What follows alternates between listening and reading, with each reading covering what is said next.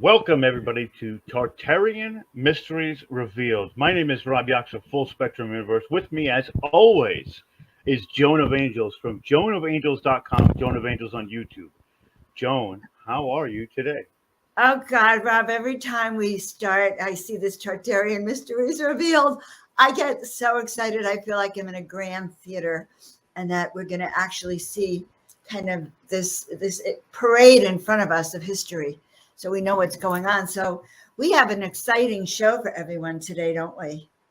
Absolutely, absolutely. Today's show is going to be a lot of symbolism, but also a lot of something that goes along with Tartaria tremendously. When we talk about Tartaria, we talk about these world fairs and the specifics of the world fairs, the symbolization of who was at these world fairs, why these world fairs took place, and what the motives were and how they were constructed. I mean, we have so many different avenues to address when it comes to these world fairs.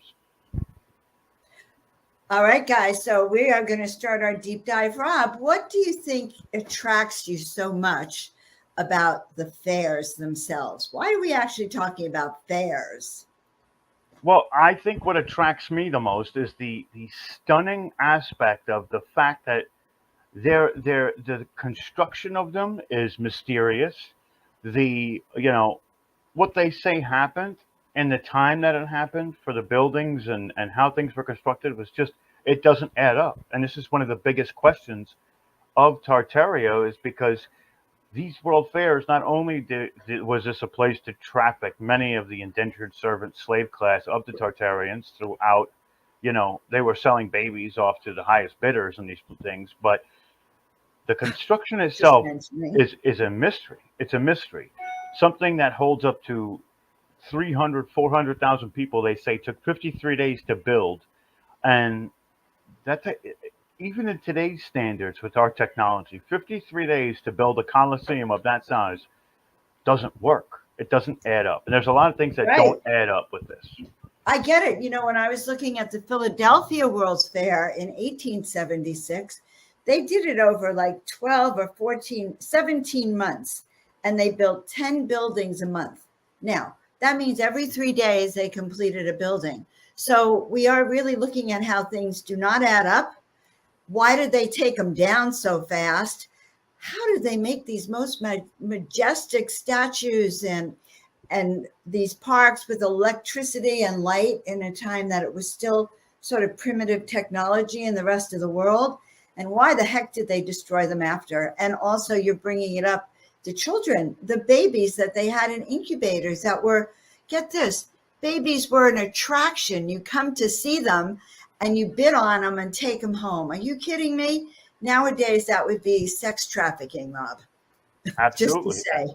Absolutely. And it's wild that that was even considered. And this is one of the reasons why when we look at it, we look at these expeditions and we say, is this a nefarious type of aspect of the Tartarian life? Or not that they were the ones, but was it the controllers that were putting these things on? Or was it the Tartarians themselves? And here's where this polarity comes, just like in everything else in our lives, right? There's good and evil everywhere.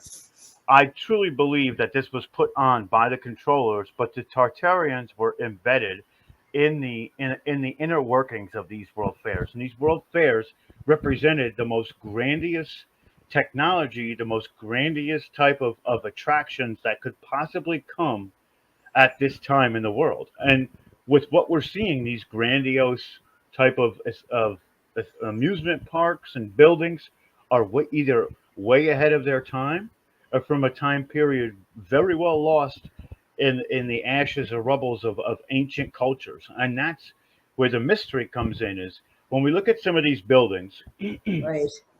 they are like the great Roman Colosseums and the Roman architecture. And we're going to show you what those statues look like so you can see it as well while we're talking about it. I'm going to pull up. Right, right. I think we should show it. It is true. It's like looking at a movie set of the most Absolutely. gorgeous, exquisite, the Roman Empire, the Grecian empires, and how could they have built that in such a short time is right. So that is one. And who in the world would be crazy enough to tear them down? The most magnificent structures. So, and also remember something. This is in the 1800s, Rob, right? So the rest Yeah. of the world was not living in buildings like this, were they? No, they were eating dinner by candlelight because electricity wasn't common knowledge back in this time. It was there, but it was only given to the elites. And Right. first, this what we're looking at right here in this picture is the 1893 Chicago World Fair. And the reason why I honed in on this specific one is because you see the center body of water. That is the entire area is covered in that water. So they use this water to build canals like Venice, where people could take boats to different sections on this specific World Fair. But here's the other part, these buildings are built on top of that water. So these opulent, magnificent, tremendous structures needed some sort of way to rise above the water and be stable, withholding at least 300,000 people. At this specific World Fair, one in every four Americans alive at that time had visited this World Fair.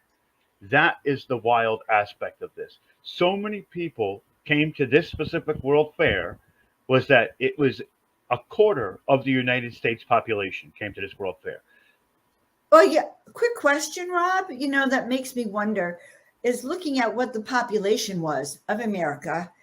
Like, if we could only look at every 10 years from the very first World's Fair, which was 1876, through the 1900s, I'd be really curious because I know after that there was another reset, so I'm really curious because I don't think we had a huge population at that time. So 1 in 4. I think we were going through that reset. So I'm going to go see if I can check those details. But very fascinating. I find it really stunning that they could build this advanced technology with all the electrics. You have to understand, we're looking at it from a photo, but if you were there at night, right, wasn't it all lit up? And that kind of electricity is really hard to do, guys. Now, was this Tesla energy or was it Thomas Edison energy this time? So, at the very beginning of this specific World Fair, Thomas Edison's electric company bid $1.72 million to get this specific contract with 93,000 incandescent light bulbs to be used at this World Fair. Now, they actually went with the unknown guy named Nikolai Tesla at the time. Tesla was known, but not known for selling product or doing opulent style, type of theatrics like this. He was just known for, having his company and doing his inventions. He wasn't known to go out of his way to help a world fair of this stage, but he was also getting to this point where he was going to give back to people. And Nikolai Tesla is a different rabbit hole we're going to go down completely when we talk about him himself. But it's important because this what Nikola Tesla did was he was able to draw enough energy to light this place up that no matter where you were within the 7 states that surrounded Chicago, you could see the World Fair light up the night sky. That's how bright it was. There's a statue that's on top of one of the buildings, and it was lit up with these beams of light that looked like they called her the woman of light because it looked like the light was emanating from the statue. That's how crazy it was. We're going to talk about another statue at the Chicago World Fair a little bit later, which is the Statue of the Republic and what it symbolizes and what happens. But just to get back to the construction very quickly, there is a theory that these specific buildings that they had were already in place. And what they did is they spray painted them with this new type of spray paint that they had to make everything look brand new. And that's one of the reasons why the destruction of these buildings. Think about the opulence of this Mm-hmm. specific World Fair. It runs for 6 months. Then after 6 months, you level it. When I mean level it, you use dynamite and level it. Right, It's right. liquefied. There's nothing left of it. If it was Who that builds who grandiose, builds buildings like that, Rob, and that they're going to destroy? Okay, so I Tartarians agree. built buildings like that. Who did the Tartarians? No. Absolutely. Yeah, the ones that they were looking at are Tartarian Well, they're style buildings. Tartarian buildings. Yes, that's not what I meant. I meant who builds buildings and tears them down instantly Oh, yeah. And not only that, that World Fair could be an attraction for years to come. forever, forever. Like it was like so. I remember the World's Fairs. So I went to the World's Fairs. My dad was so proud of himself. We had seasons tickets for 6 months or a year, and it was spectacular. It was on water. You would want to go back forever to that kind of attraction. It wasn't just a one-off thing because it had artifacts from all around the world and very, very fascinating things they were trying to bring out. Like I think I had mentioned the Philadelphia World's Fair. I think that's where they brought out the first electric popcorn maker or a candied popcorn. So they used it, they did use it for industry. They did it for a lot of things to promote new industries, new inventions. And certainly the phone. I think that they had one World's Fair all about, this new phone. There was a word for it. I have to look at it. But it was like this new people connection device that they brought out as well. That's wild. And here's the other thing about this too, right? And it just came to me now. We didn't discuss this before, but if if there is a quarter of America's population coming to one of these fairs, and you decided to change a specific point in history, then made that an attraction at this World Fair, by word of mouth, you could literally spread that misinformation to half of the American population, and slowly and surely it would spread to everywhere. And this is how they got people together to rewrite history potentially, to So, rewrite certain histories. okay, so I understand that, what you're saying. What do you think then?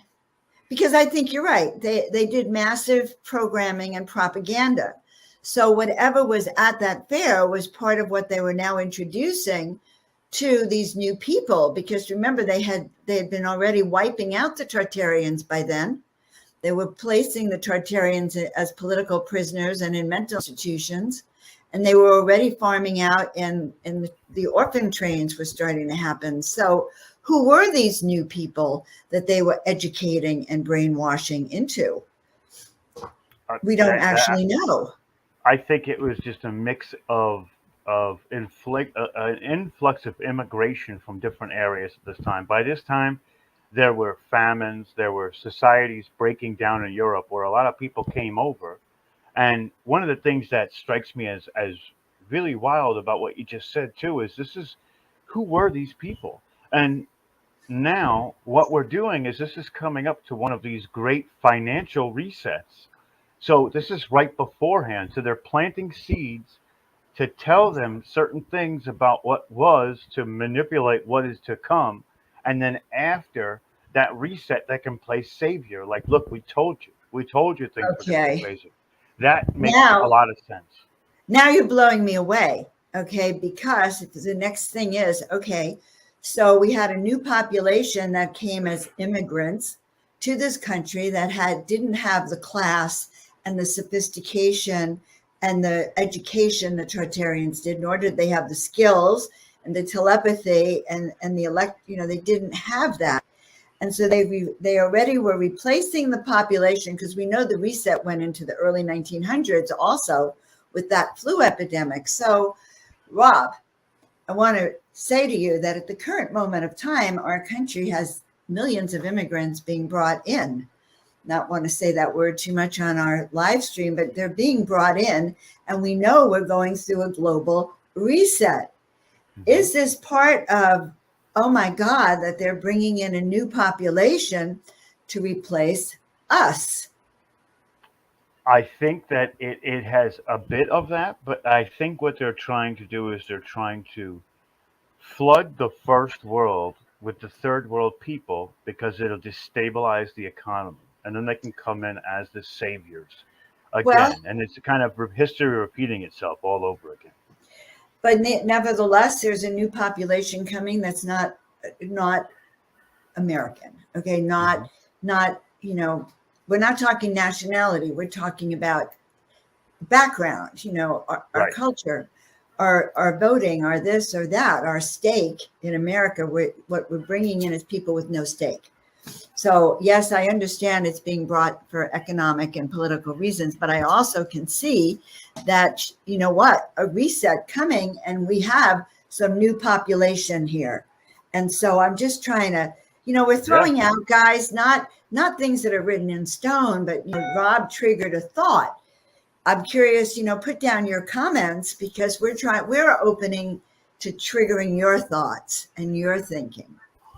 Exactly. And you Exactly. did And stun me with that. You did it stun was a me with little that. wild, right? It was a little wild, and it just came to me too because what we're seeing is we see this cyclistic nature of history with these custodians and how what they did back then is exactly what's going on right now, and they're trying to play that savior after they destabilize everything, and that's really the issue. But there's representation in that history that shows that they never liked the American way of life to begin with. And that goes to the Statue of the Republic. The Statue of the Republic was supposed to be the most opulent golden statue that represents everything from freedom to American exceptionalism to everything. And right after this specific World Fair in Chicago, and they demoed everything, they destroyed that as well.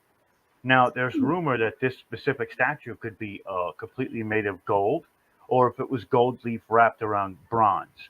And regardless, the symbolism of what that means to destroy that statue shows that the custodians were the ones who were putting on these world fairs because, again, that could have been an attraction that would have made Chicago be a bastion of opulence and beauty for many, many years to come, regardless if it had to be upkept and everything else like that. But there was something about those buildings, something about that statue. After 6 months and people saw the grandiosity of it, couldn't remain. And that's what we're questioning.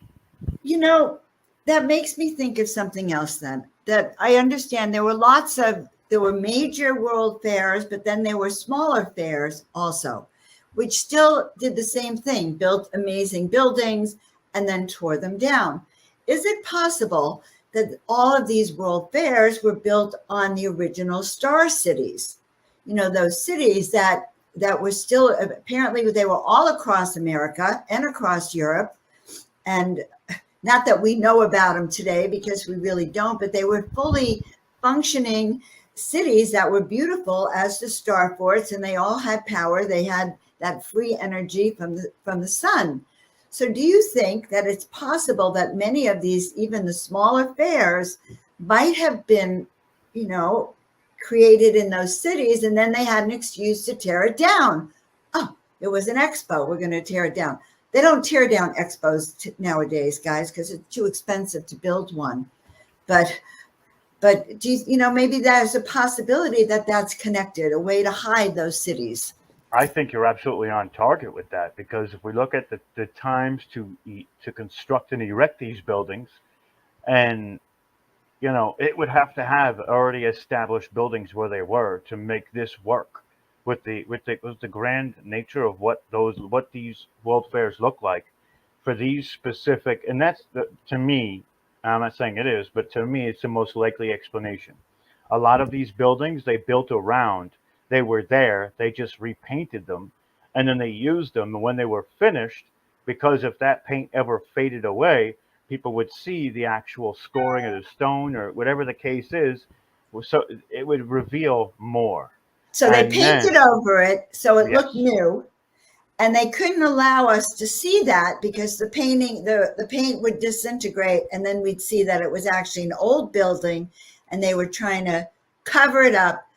um, I don't know if you have pictures of some of the Chicago. I have some pictures of the Philadelphia World's Fair that I'd love to show how majestic they were, just so yeah, pull people them can up. get a visual. And while you're pulling that up, we want to talk about the technology real quick too. The You technology at talk these about the fairs. technology. I'm just going to pull this up. Now, this, guys, is let's see, it's the Philadelphia's World Fair. Let's see if we can kind of see. Can we see what they look like? I'm in StreamYard. It's a Yeah. little difficult. Is it a little difficult? Okay, let Yeah, me just, it's a little small. Is it? Okay. Can we see it when I open it up like this? Or maybe That's I a can little open bit this better. one. Okay, can you see that one? It's hard to see it. It's still really small. Oh, that's too bad. Okay. Well, I'm going to just show one more anyway, just because I want you to see they're like golden.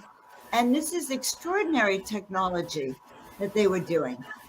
So you guys can go and look up the Philadelphia World's Fair, and then we're going to get back into the Chicago World's Fair. But there's so many that you can dive into. You can even see pictures of babies being auctioned or in It, their little, and that was another thing, that form of taking care of premature babies and the incubators. That was what they also, they showed at the fair. They featured it was incubators. really wild that they would have it's literal babies for sale is what it is, and it's kind of crazy that we would even, at that time that would even be a possibility of what they would allow, but they did, and to me it's really wild that was They the needed case. workers. Well, They that's needed true. That's true. workers. So before we close shop today, I want to talk about some of the advanced technologies that they had at these specific fairs, and the ground we talked a little bit about it before, but the groundbreaking things that we saw. And first, I wanted to show a picture of the Ferris wheel. This was the first Ferris wheel that was ever erected, and as you can see, it was not just a two-person car; it was a 20-person place to sit, relax, have fun, and it went up to it was 4,500 foot tall, and this thing went up to 6 miles per hour in a round motion.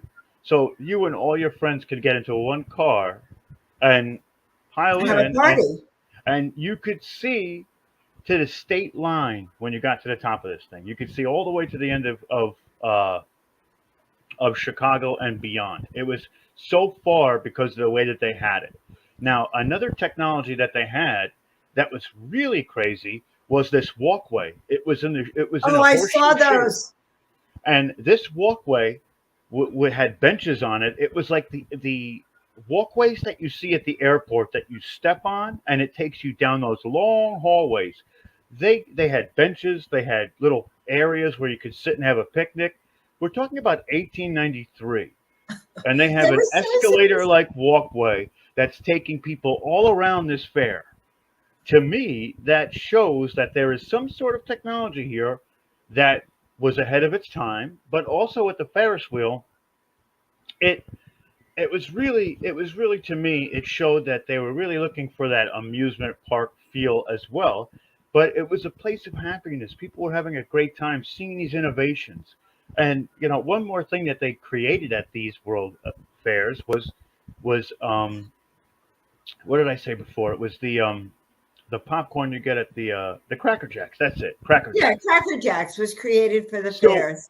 now, if we make a connection to the Americana of some of these fairs in Chicago, that Cracker Jacks becomes America's pastimes baseball's favorite snack, sold at every baseball game. Cracker Right. Jacks. So we see this connection with what the representation was of these specific types of fairs and how they did it with the Statue of the Republic, the Cracker Jacks, the Ferris wheels. This was pure opulence, and it was just an amazing It place to was be, and stunning. that's why it's great. But at the same time, there's a dark aspect to it. It's, hey, look at what's going on over here, and when you get there, we're going to program you. We're going to send you off with our narrative. We're going to change things, and that is the controller's way of inserting themselves into your everyday life. And that is the biggest aspect for me that I take away from this is while it was grand and amazing, there is a custodial overreach that is beginning before a reset. Because Right. after the reset, they're going to come in and they're going to take everything. Everything. Right. And look, there's even talk that World War One and some of the other wars that we've had were designed specifically to tear down some of these buildings and to get rid of them. If they couldn't, there's only so many churches they could convert a building into, or so many mental institutions they can convert them into. So they had to remove them so that that people wouldn't question. So we see some of that. I find it interesting that we're talking about the Chicago Fair in the 1890s. 1895 was it? 1896? 1893. 1893. In 1895, we know that book came out on Baron Trump, The Life and Times of Baron Trump, which was published in 1895 by Lockwood. And it talks all about Baron Trump going off to Russia with his uncle Don Trump. And we know that Tesla was somehow involved in this time travel also. So I find the timing of it really interesting. That's intriguing. That's intriguing It's because, intriguing. It may not even be connected, but it's intriguing. well, and usually when you have a thought like that and it comes up, there is a connection because your brain is putting two and two together from what you've heard. And I Right, think from our discussion. right, and I think that these world fairs were a way to them to solidify the destruction of all things Tartarian. And I think that these world fairs were set up in places where there were these Tartarian hubs, and they Right. still lived in a sense of holding the old traditions, and they had to destroy them They had to just because completely destroy every last remnant and also the people. And so, I think what I find interesting, Rob, is one of the ways I got you interested in talking about this, because you were discounting the whole thing, was when I sent you that video that compared even the Great Flood, that global reset back then, that humanity had, the giants and the angels had made it with humanity. So therefore, they had created a population that deserved to be destroyed. And right. now they're doing that again. So they've done it over and over and over again. And we're just looking for the evidence to find where we can find similarities to what's going on today. Well, another aspect of what we're looking at too is we call ourselves the new Tartarians, right? So now we're looking back on these areas that were lost to time and history for so long without the real evidence of the real stories coming to fruition. And what we have done is now shine a light onto those stories so people can breathe life into that narrative again and say, hey, look, this was what it was about. While it looks opulent and beautiful, this is the real story. So now these people who didn't have a voice for so long are now having a voice through us and showing at least, whoever watches these videos that there was this grand and opulent culture, this grand and opulent people who were spiritually advanced in so many ways that we have yet to even discover. But we're breathing life back into the Tartarian mystery. And that Mhm. also makes us the new Tartarians because we're following in the footsteps of elders that came before us. We sit at their feet and we learn from them. And this is the aspects in which we further ourselves and humble ourselves to the fact that these specific peoples were so amazing. And, I think it's just incredible. And truly, that kind of culture has disappeared. We don't have it at all in our civilization right now. That kind of advanced culture. However, I do think that there's a revival coming, and people are starting to awaken to their gifts and to the possibility if the Tartarians could have been here and created that kind of civilization using what's here on Earth, we can too. And so we can be aware of that. And I think we need to know that. I agree. I couldn't agree more. And I think this is a great place to And shut down on the world fairs. But go ahead. Go ahead. well, they shut down the World's Fairs. I can tell you, having been to the World Fair, I think it was the 60s, it was magnificent. You wanted to be there. Everyone and everything from around the world that you can see. But I'll tell you what I'm thinking about as we're talking. I'm thinking, oh my God, Joan, I have so much homework to do now. I got to go back and look at the population of the world, of America. What was the population in the 1800s and the 1900s? How did it grow? And what was that really looking like in some of the cities? And, I'm thinking about some of the places we could find evidence, like the encyclopedias, the early encyclopedias that are still around, if you can find a copy, of the early American Britannicas. Like, I bet they have information that we no longer see because they've changed history since then. Look at how they're censoring everyone off the internet if you have information that doesn't jive with their information. And they're changing statistics and they're not revealing it. And so the idea could be that there may be information, if any of you have some of those old books, to start researching in them and looking to see, look up world fairs. Let's see what the older books say about those world fairs as well. Yeah, Because yeah. I think that's important, Rob. I think it absolutely is, and we find things in these older books that are washed away, or what they call whitewashed from history. I just did a quick search on what the population was in 1890, and the 1890 census says there's just about 63 million people in the United States. Really, because in 1905, about 500 million, what was the estimate? Was it 500 million worldwide? 1/3 of America's population was wiped out in the early 1900s due to that World's Fair. Mm-hmm. You're saying that there were only 63 million in the US at that time. Yes. It would be interesting to check the census for well, this leads all to around that. the baby boom era, and then into World War One and World War Two, which is there's a tremendous amount of death in World War Two and One. That's from 1914 to 1945. So we still have about 30 years up to that point, about 25 years. So there is enough time to have some children from that aspect. And if we figure that everybody has two children, which is not the case, but it would double it, right?